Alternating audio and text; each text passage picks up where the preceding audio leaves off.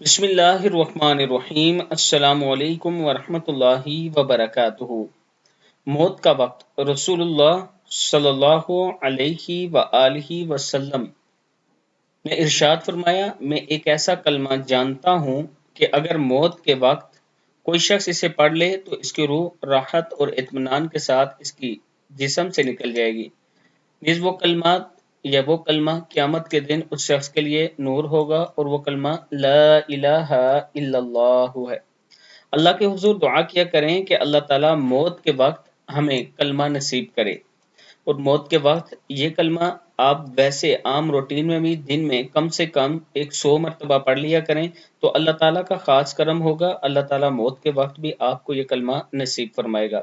Video को आप दोस्तों ने आगे ज़रूर शेयर करना है और अगर किसी दोस्त ने अभी तक हमारे चैनल को सब्सक्राइब नहीं किया तो ज़रूर कर लें।